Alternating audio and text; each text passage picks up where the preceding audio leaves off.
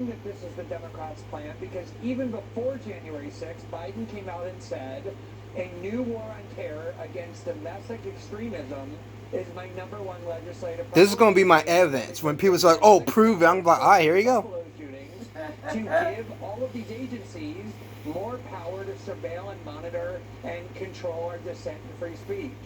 There are no standards here, so these assurances that free expression and political participation, they're sacrosanct, they won't be touched here.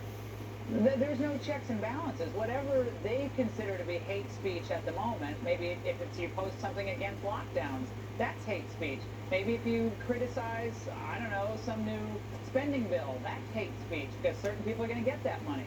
So there's no end in sight as to what constitutes hate speech and then could lead to domestic terror down the road.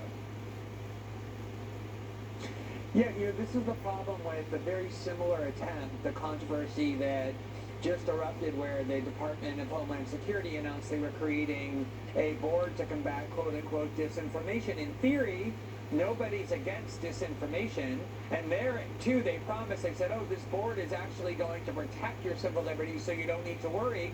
But the Democrats think every piece of reporting or every view that subverts their agenda or contravenes their view is disinformation. Remember, prior to the election, they called the Hunter Biden laptop that we all know now is authentic Russian disinformation and got it censored from the internet. And so when you put these extremely elastic phrases as the centerpiece for the government's power, they can control hate speech, they can control disinformation. That's exactly when constitutional mischief and civil liberties violations start to occur, and everything they're doing, Laura, is about fortifying their power to monitor and control domestic political activity. Glenn, on the issue of Ukraine, I know you've been monitoring the spending bills in the Senate. Mitch McConnell was on Fox tonight. I don't trust Mr. McConnell. He has stabbed Republicans in the back so many times.